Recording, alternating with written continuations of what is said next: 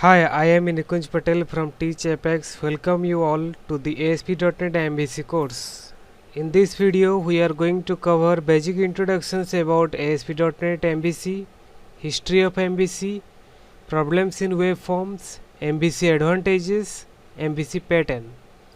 At the end of the video, you will learn about the MVC introduction and why it is better than web forms. Okay, let us discuss on ASP.NET MVC introduction. ASP.NET MVC is a free, fully supported framework for building web applications that use the model view controller pattern. Like web forms, MVC is built on top of the ASP.NET framework. This means you can use the same APIs for security, state management, membership, caching in ASP.NET web forms application. Every ASP.NET MVC application has three core parts: model, view, and controller. In short, we can say that model consists of classes for business logic. Once this is processed in controller, that display in HTML format on browser. In ASP.NET MVC, many improvements included in the framework itself. The main purpose of the design in order to focus better maintainability and testability. Then history of MVC. The first version of ASP.NET was released 17 years ago in 2002 as part of version 1.0 of the .NET framework. After that, so many versions of ASP.NET released. ASP.NET MVC was released on March 2009. Originally it is developed for desktop application, then adapted for internet application and web application. It is not a replacement of ASP.NET web forms. Microsoft provided an alternative way to create web application. Problems on ASP.NET web forms. Complexity. HTML and ASP.NET markup code are used in a single page. That is why the code becomes very complex. Then tightly coupled ASP controls. ASP page and CS page, that is the code behind file, are tightly coupled. So that is why we cannot work separately. Unwanted HTML and JavaScript. When we drag and drop the controls, then unwanted HTML and JavaScript is automatically inserted into our code. That is why page becomes heavier and it takes time to load on browser. View state. One of the main problem with the ASP.NET web forms is the view state mechanism, which takes a lot of bandwidth because it serializes all the form inputs and sends it on post commands. Response time. For any single events, it follows the complete page lifecycle. For any single events, it follow the complete page lifecycle events. That is why response time of any ASP.NET application is become more than the MVC application. Let us discuss on main advantages of ASP.NET MVC. Separation of model, view, and controller. It is one of the core advantages of ASP.NET MVC. The MVC framework provides a clean separation of UI, business logic, and model or data. On the other hand, we can say it provides a separation of program logic from the user interface. Full control over the rendered HTML. The ASP.NET MVC framework provides more control over the HTML, JavaScript, and CSS than the traditional web forms. Razor control available for easy data binding. Razor control is the new feature of MVC which is very useful for data binding to the HTML controls. We will learn about the Razor controls later. Test driven development. ASP.NET MVC provides better testability of the web application and good support for the test driven development too. We can test the application properly adding a debugger at any point on the controller or action. Lightweight. ASP.NET MVC framework does not use the view state, thus it reduces the bandwidth of the request to an extent. Full feature of ASP.NET MVC. One of the key advantages of using ASP.NET MVC is that it is built on top of the ASP.NET framework, and hence most of the features of ASP.NET like membership, providers, roles, etc. can still be used. Bundle packs for JS and CSS. MVC provide a bundle pack feature for the minification of the JS and CSS. By bundling the JS, we can create a bundle JS, and by bundling the CSS, we can create a bundle of CSS. That is why we just need to import only a bundle JS or a bundle CSS. No need to call all the JS and CSS individually. In this image, you can see that the web forms are heavier than MVC view because it is combined with the code behind data. Also in web forms, the response time more than MVC because on every request it processes the page lifecycle. Here you can see the user requests something and it processes the whole page lifecycle. Then again it returns the data in the HTML view.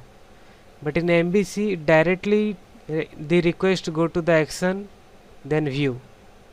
So it reduces the response time. Now let us discuss on ASP.NET MVC pattern.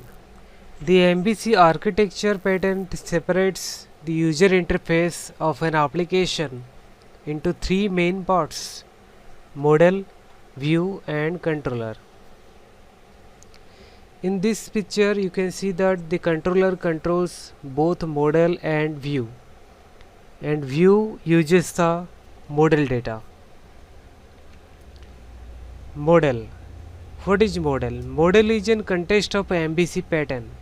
A model is a set of all classes that is mainly described for data you are working with. All the business logic may contain data validation rules like email validation, required validation, and you can create some custom validation also. In this example you can see it is a class. It uses the data type as public so that you can use it everywhere, and the get and set are also provided. Set is used to assign value to the variable or model data. Get is used to get value from the variable. View defines how the application user interface will be displayed. A view is a web template, that is CSS/HTML file, display model data and perform user actions to the controller. In CSS/HTML you can use the server-side code and the HTML codes. A view can be independent for a model and controller. A controller have its own specific view and model data. Partial view in ASP.NET MVC is a subpage of main view page that keeps reusable parts of web pages. Partial views in ASP.NET MVC allows you to reuse and customize components to act like user controls. Partial view helps us to reduce code duplication. Hence partial views are reusable views like as header and footer views. A layout view acts as master page. ASP.NET MVC introduced a layout view which contains these common UI parts so that we don't have to write the same code in every page. The layout view is same as the master page of the ASP.NET Web Form application. The view component is used for all the UI application. For example, the customer view will include all the UI components such as text boxes, drop downs, that is the final user interact with. Controller. A controller is a heart of MVC pattern. It provides the data to view through a model and interprets all user actions, the action method suggested by the user. Each controller has one or more actions. Here in the image you can see the controller is a HTTP post. Here in this page you can see in this controller this is a action and it returns the view after processing data. ASP.NET MVC controllers are responsible for controlling the flow of the application. When you make a request, means a request to a page in MVC application, a controller is responsible for returning the response to the request. The controller can perform one or more actions. Then actions. In MVC, action methods are responsible for sending requests and assessing responses. These actions have one-to-one communication. There are different types of action results in MVC. File result. If you want to return the response in a file format, then use that file result as a return type. Here the file result can return a virtual path of a file. The file may be a document file, a PDF file or a image file. In JSON result, if you use the AJAX call to get the data in client side without refreshing the page, then you need the data in the client side in JSON format. Then you should return it in the controller action in a JSON format using the JSON result as a return type. Then view result. Any type of view you can return in a view result. Partial view result. If you want to return only a partial or a part of a page, then you can use the partial view result. Content result. If you want to return just a HTML part, then you can use the content result.